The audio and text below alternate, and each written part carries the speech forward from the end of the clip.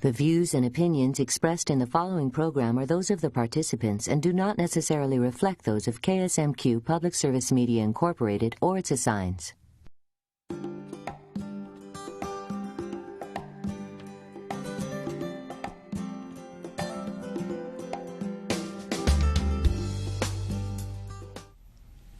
Welcome to this episode of Diversity Connections, Faith Edition. Thank you for joining us.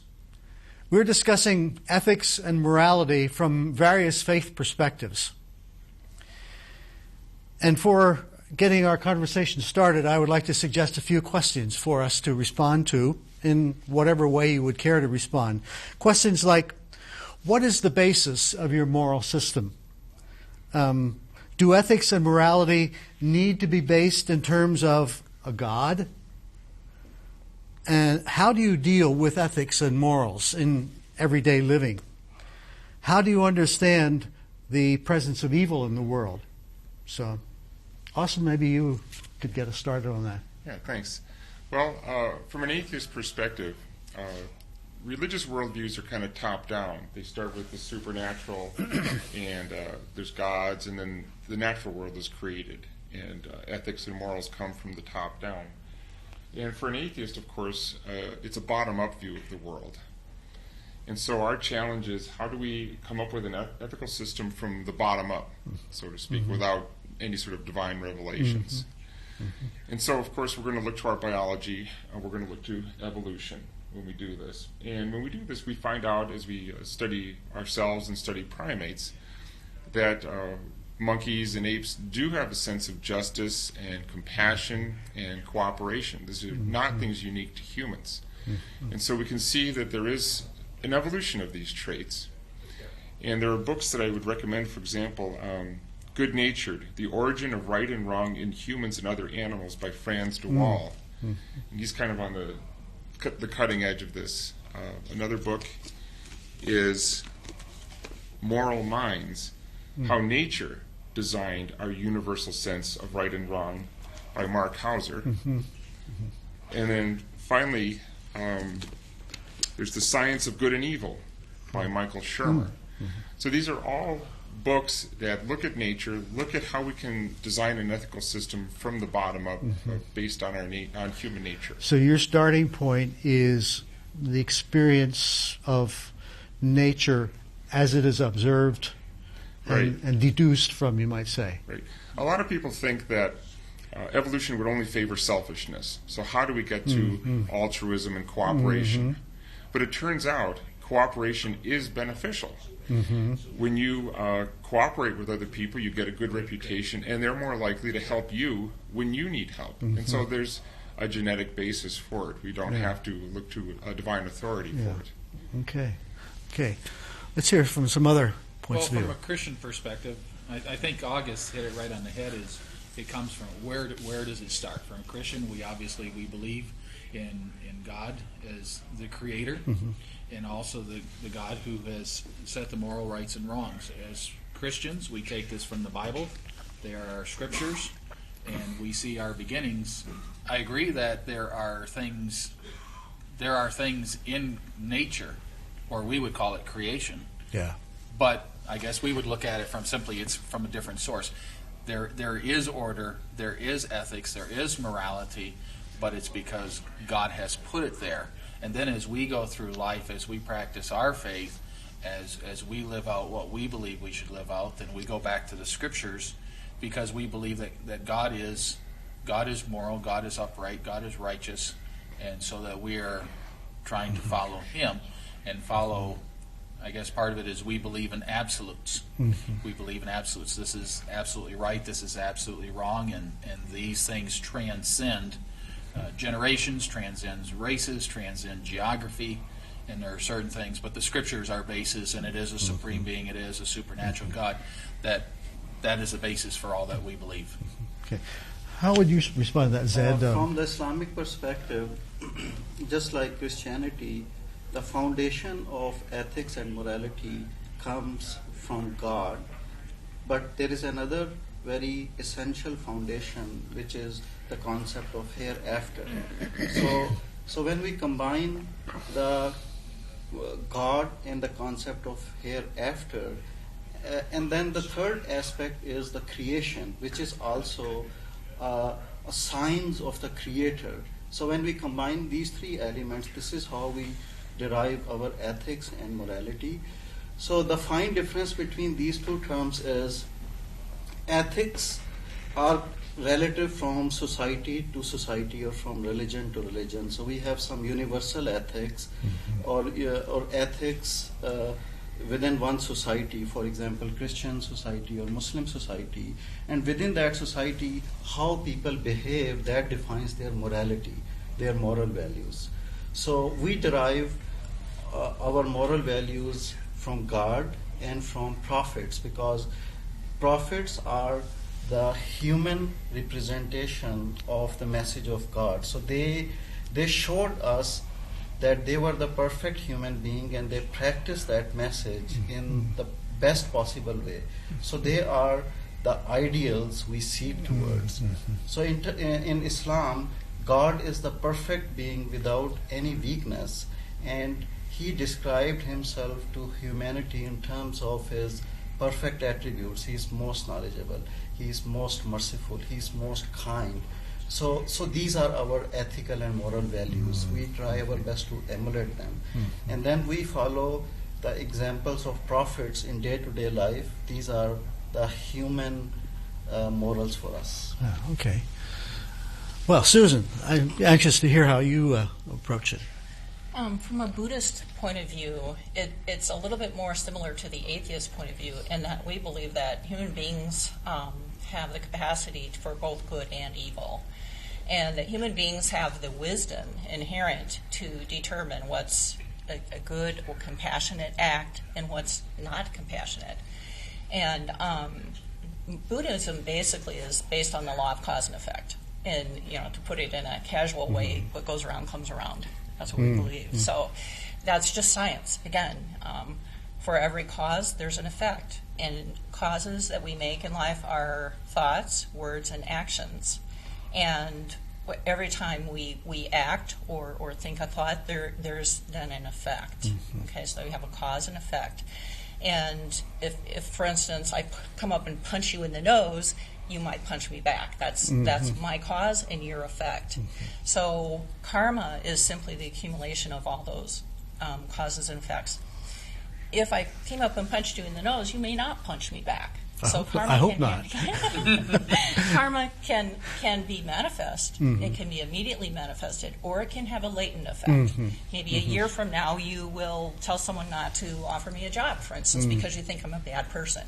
So, and I also believe that I can change my karma by because I have the wisdom to make compassionate causes and causes that respect human dignity and human life. I can, by making good causes for my life, I can change my karma. We've been talking in pretty broad terms so far, kind of laying a foundation of morals and ethics, source, and what the broad bases are. And I suspect we probably would agree on a lot of moral principles. And I guess the next question is how does this actually work out in everyday life? You were talking about whether I would respond by punching you back if you punched me in the nose, and I said, "Well, I hope I wouldn't."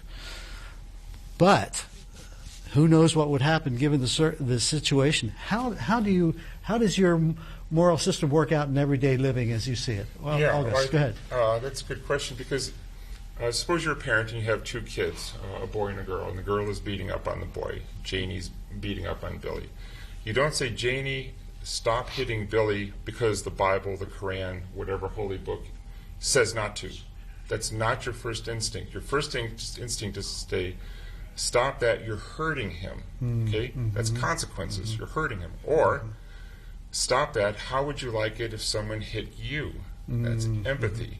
So we don't immediately reach for the gods. We reach for practical, down-to-earth things, and that's just human nature. Okay. It sounds like you were going to quote one of our favorite scriptures, which is in all systems, do unto others as you would have them do unto you. So, Zed? Yeah, I mean, human experience is a very good source of moral values, and in general, most human, since they all are created by God, so they have similar nature and they have basic spiritual value which are infused in them. But the problem is, if we do not take morality from God or from religion, then it is very subjective. Like if I meet from a person from Africa or from Middle East or from Europe, they have a different set of standards for their ethics and morality. And then if we take only human experience as the source of morality, then the question is, we do not have that data, and then who will evaluate that data and who will interpret, because each person has different intellectual abilities and everybody will have their own opinions. So we will not have a agreed upon set of morality. So in most societies, moral values historically came from God and from prophets, and that kind of is standard. Nobody questions about it. So in my experience, we from very early stage, my parents, they always told us, okay, you are supposed to behave certain way because Prophet Moses, Prophet Jesus, Prophet Adam behaved this way. So this is how my thinking was developed when I was growing up. So every action in our life, the way we speak, the way we conduct ourselves, how do we conduct ourselves when we get angry, we go back to prophets. Our parents, tell us stories, and this is how, this standardized behavior comes into the whole social setup where everybody expect other person to behave in a certain way. Yeah. Okay. Well, from a Christian perspective, I believe in the total, what we call the total depravity of man, and that is if you leave man by himself, he is totally depraved and is bent to do evil. Is there cause and effect? Yes, I do believe there is cause and effect, and it's interesting as I study the Bible, as I study my scriptures. There are very, very practical reasons why God gives us His law, His rules, as He does. Now, there's also things, because you will go, as Ed was saying, you do go from nation to nation, you do go from region to region, and you will find different sets of laws and morality. And I was even thinking, over time, what we accept as moral and ethical now might have been greatly frowned upon 100 years ago or 50 years ago, and our parents and our grandparents. So it comes down to, what standard are we going to use? And that's where Scripture we use the Scriptures because they are a standard that may differ culturally, but they are a standard that is universal and that is given to us by God. And it's not that man just does everything bad. We believe it's the grace of God that man does things right, and it's the grace of God that helps man to do things that are moral and ethical. And that leads to another question, and that is, who, I'm not sure the best way to say this, who enforces the morals? Who establishes the standards?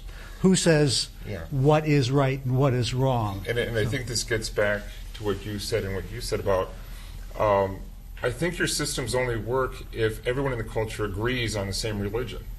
But in a multicultural society like we have, and you have a diversity of opinions on the role of women, on the role of gays, even within a single religion, for example, Christianity, there's varying opinions on the ethics of gay rights, of abortion, birth control, premarital sex, honest disagreements based on the same holy book. Yes. So I think what we have universal is our humanness. We don't have a religion that's in common for all of us. We don't all share the same religion. Right. But we have in common is our humanity, and we do have, I believe, this sense of compassion. And we have to look at consequences. For example, it used to be that divorce was illegal in most states, and this was a religious-based law. Well, I don't think any of us want to go back to the days where divorce is illegal. I think we want to keep it legal. And so we looked at the consequences of the illegality, kept people in bad marriages. We said that's not a good law. We looked at secular consequences and came to a secular conclusion that it should be legal for those who want it. Now, if your particular religion is against divorce, you don't have to get one. No one's going to force you to get one. But for the laws that all of us have to live under, I think we have to look at the secular consequences and not whether we're pleasing this or that God, because we don't know whose God is the real God. The other thing that I think is that good and evil is relative. So if I, the Bible may say thou shalt not kill, but is there any meat eaters at the table? The Bible may say thou shalt not kill, but if someone broke in my home and started shooting my husband and my children, would I not be within my rights to shoot back if that's the only way I could stop him? So a lot of these, morality, when you think of morality, is relative. So. Moral dilemmas, aren't there? A lot of moral dilemmas. Idea, don't lie, but, if a Nazi comes to your door and you're hiding Anne Frank, and they ask you, are you hiding Anne Frank, you're going to lie and say, no, I'm not. I mean, that would be the moral decision to make. You just upheld justice. Right. So there are lots of moral principles, aren't there, regardless of whatever source you use, whether it be Scripture, Bible, Quran, revelation, a term that we frequently use, or observation through scientific analysis, and by deduction, finding out what these principles are. But sometimes, even in a highly moral system, there can be some real conflicts, as we were saying here. And I guess the real test is, how do we deal with those conflicts? How do we handle those conflicts? And what is right, what is wrong, and why do we have evil? Can we speak to that at all? Can you say anything about that? Conflicts, I'm thinking of the drug war, the two arguments about, keep it up or legalize it and tax it, and that'll take the criminal element out of it. Or should we lower the drinking age from 21 to 18? Both of these have good arguments on either side. We're just going to have to hash it out as a society and look at the consequences and try to guess which are the best in for the us. pluralistic society, mostly moral values are personal values where, people can exercise those moral issues within their own personal space, without affecting other people. But when it comes to ethics, we can define universal ethics for our society, which are acceptable for all portions of the people or different religious groups, and these are very universal values, and they do not change. They are timeless values, and as he pointed out earlier, that moral is a very relative term. Our sexual morality 50 years ago was very different what we see now, and so we do not want people who believe in loose sexual morality to impose it on the whole society by making it a law. This is their personal moral sense. They should practice it in their private space and just do not expose the same ideas and implement and try to change laws to impose on the others. So so we can live with tolerance for multiple values, but at the same time we can agree on the basic ethics. Yeah, you're moving in a very interesting direction now, and that is the difference between public morality and private morality, and who determines what is acceptable public morality. You say you can practice your private morality at home within your group, and that's fine. It doesn't affect anybody else out there. But what about public morality? What do our traditions speak to that? Well, I think as a civil libertarian, the basis is kind of we're looking at the maximum amount of freedom that doesn't harm somebody else. So that's one of the bases. Okay. So again, do no harm. Yeah. Part of what we believe is God instituted government. He instituted government early on for the good of mankind.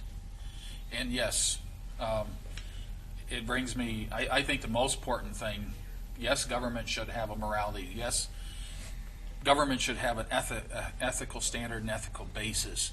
But then, no matter what we believe, it is up to us as individuals to take that to a higher level.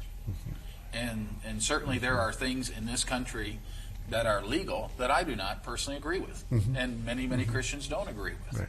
And but that doesn't, as August said, I don't have to practice that if I don't believe it. And I think that's what sometimes we turn over our personal conscience and our personal convictions to the government. And I even see that in religion. I see that, well, whatever my church says, I'll do it. No, it needs to be a personal conviction. It needs to be a personal standard. This is what I will or will not do. And I think then we will appreciate what we have a lot more, and we'll also appreciate our government, and we'll appreciate our laws a lot more as well. So we all have a stake in our moral systems, and I guess in a democratic society that we live in, we have more opportunities perhaps for input. But it's usually, it's a majority. It's a majority that rules. How Not often completely, though, because there are certain protections for minorities in the Constitution. Yes. But how, I'm just thinking of some moral laws. When they're passed, how often are they passed unanimously? Rarely. Rarely. Okay, Exactly. sometimes the votes are very slim. So what we are doing is we are accepting the will of the majority in our legislatures. And we are, for the benefit of living in this country and having the freedoms and having the benefits that we have, we also accept these standards that we are going to live within, or, as Susan said, we pay the consequences. Cause and effect is very real. There are consequences. Yes, exactly. And that is, the part of the system. This is the history of humanity, that it is going to be decided by majority, and we should respect that. We should not make it a conflict. At the same time, we have a great system which protects the rights of minorities. Yeah, I'm thinking of the states that used to have laws against interracial marriage. And it was the Supreme Court that overturned that and said, no, this is wrong. This violates a basic human right, your right to marry the person you're in love with regardless of race. So that's an example of protection of minority rights. And certainly there are unpopular religions that maybe if they were put to a vote, we might emotionally want to outlaw. Maybe my own stance of atheism, some people might want to outlaw. But we understand that freedom for one guarantees freedom for all. Yeah. And if it's not freedom for all, then it's not truly freedom, is it? Yeah. So freedom then becomes a kind of an overriding value, right? I want the freedom to practice what I believe, but I want the freedom for you to practice what you believe as well. Exactly. Because if you lose your freedom, I will down the road lose my freedom. It'll be gone somewhere. But the one thing I like to say is that the basis for laws has to be secular. For example, the Catholic Church used to have a thing that you couldn't eat meat on Fridays, and they still have that for Lent. Well, they can choose to follow that, but they can't make that a law for the whole nation that nobody in the nation can eat meat on a Friday, because that has no secular basis. It has a religious basis, and if you're Catholic or not Catholic and you want to follow it voluntarily, you can, but there's no secular basis for enacting that as a law. There's one weakness in both government and religion. They have humans involved. And we are fallible. And yes, it does come out. I agree with you, there are laws that are not there. If that's where I say it's my individual choice and it's my individual decision. If that's what I want to follow, then that's what I should follow. But and as a Christian, I believe that also. Government should not be setting the standard for religion, and religion. One religion should not be setting the standard for government as well. Yeah. Okay. I mean, we have laws against murder not because it says so in any holy book, but we can demonstrate harm when people go around killing each other. That's why we have a law. You could take away all the holy books, we would still have that law. Right. So it's what I guess what you call a universal principle. It's based on consequences. We look at the consequences. Okay. So maybe that's part of the reason why we find them in our Holy Scriptures, because... Yeah, from an atheist point of view, we saw that it was harmful to society for people to go on killing each other. And so to really enforce that, we say, God says not to do this. And that brings in the super policeman, if you will. See, I see it from both perspectives. I see it. Yes, there is consequences, and it is good for mankind not to, not to allow murder. But there's also, you agree with God. That's wonderful. That's great. And I think for those of us who believe in God and God's way for our lives, we still have that struggle of who speaks for God. And I think we hear conflicting voices in our own culture about who speaks for God. And so that's something I think why I think this question is very important. What is the basis of our moral system? And who speaks as the authority? Yeah. And see, our government is not authorized to anoint anyone as the spokesperson for God. Right. Comes back to what you personally believe. Comes back to your personal faith. Well, you should certainly have the freedom to follow what you wish, but not to impose it on others. Right. Thank you for the conversation. And to get more information, log on to ksmq.org and click on Diversity Connections. While you're there, you can see highlights from favorite episodes, read the blogs, and submit your own experiences and ideas. Thanks for watching. Join us next week as we discuss diversities in our communities, where we make the difference.